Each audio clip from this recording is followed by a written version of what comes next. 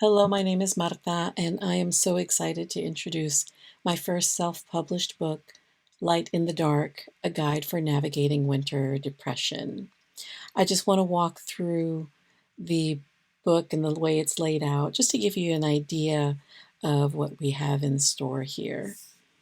So, besides the introduction and, disclaimers and things of that nature, what we have is a section that is specifically about mental health.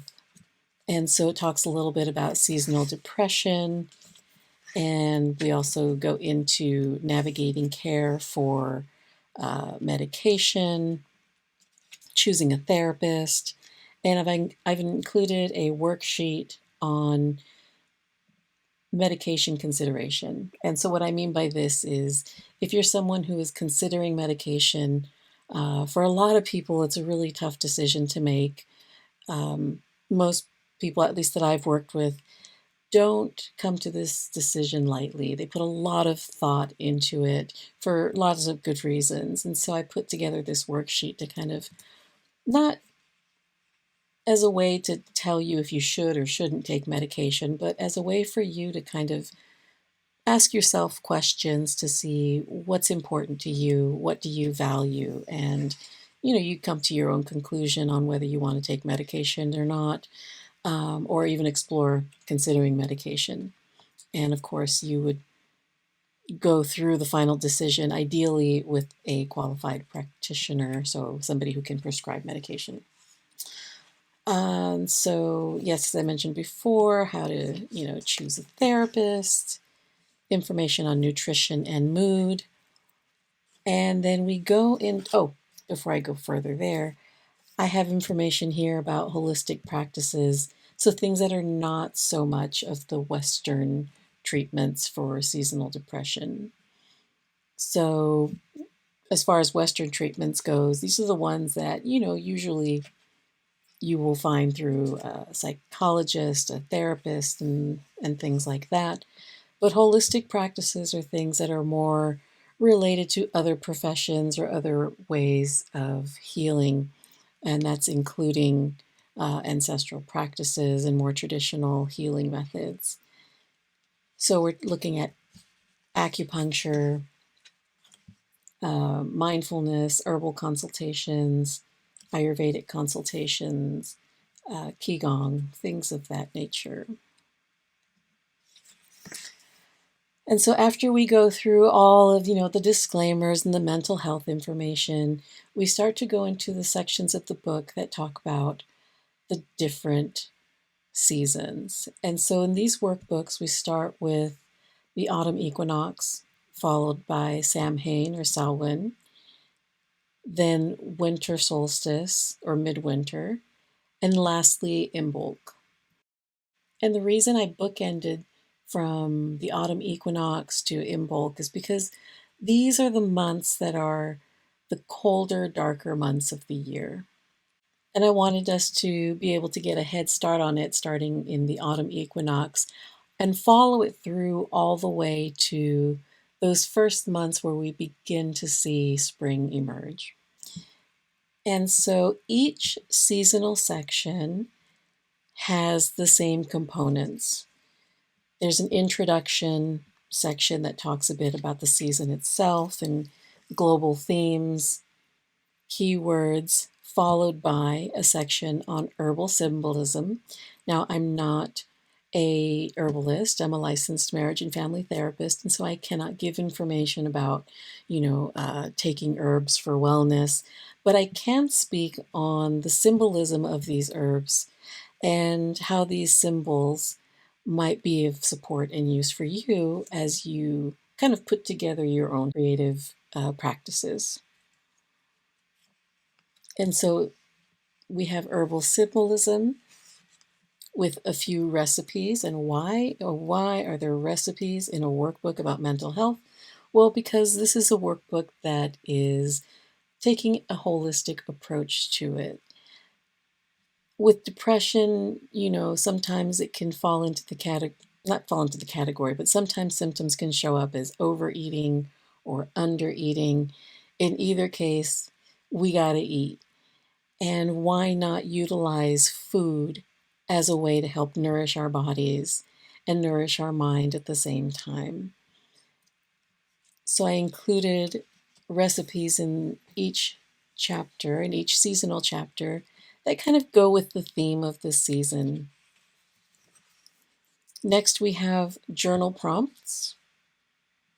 And journal prompts, again, are centered around the themes of the season. So for autumn, we're looking at the theme of harvest and balance because it's the equinox. And because it's the autumn, we're looking at releasing and letting go.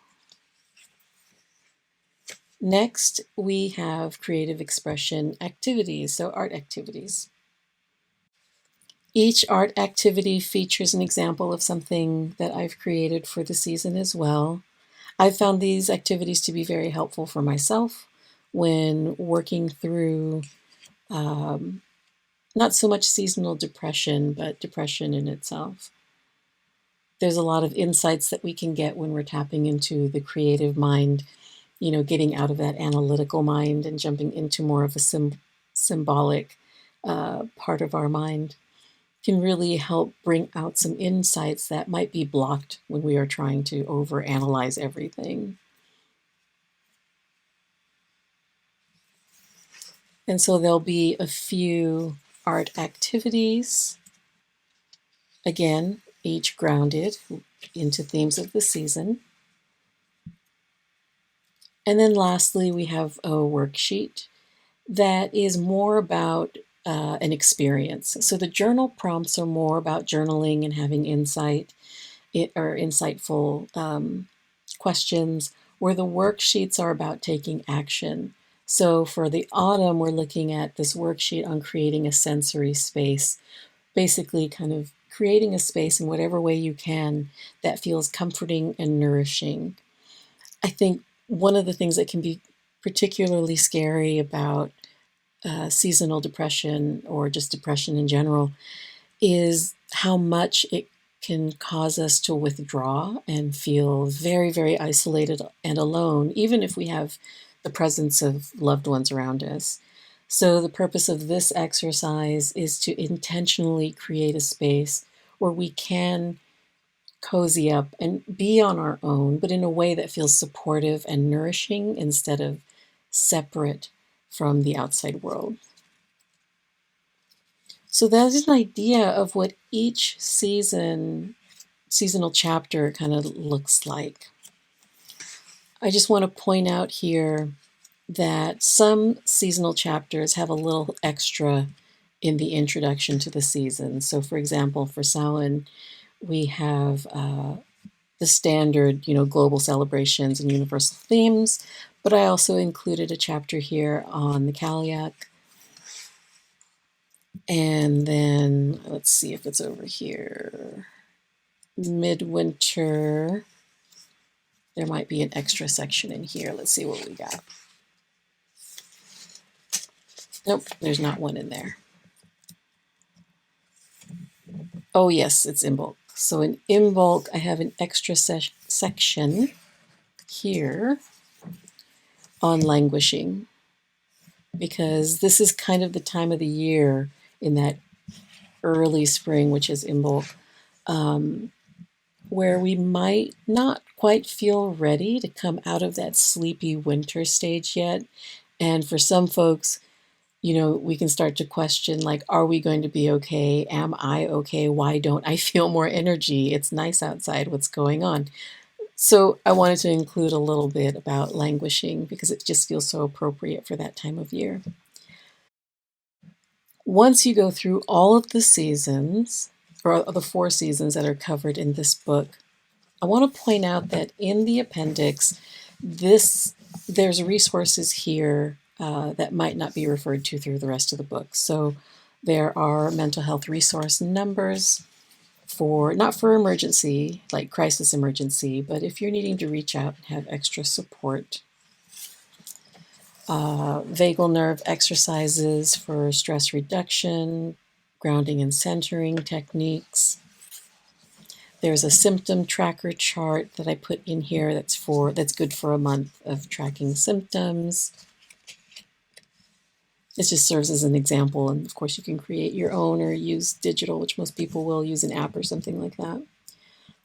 Resources for books and online resources, and then a section on art resources, so journals and things like that.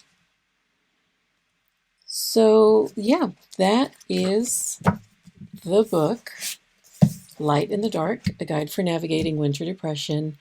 There is a companion book that I'll make a different video for, but the companion book centers more around rituals and tarot. And the introduction on that book explains why it's separate. But for now, we have the Guide for Navigating Winter Depression. And if you get the book, let me know what you think. My contact information is in here. And looking forward to sharing this book with you.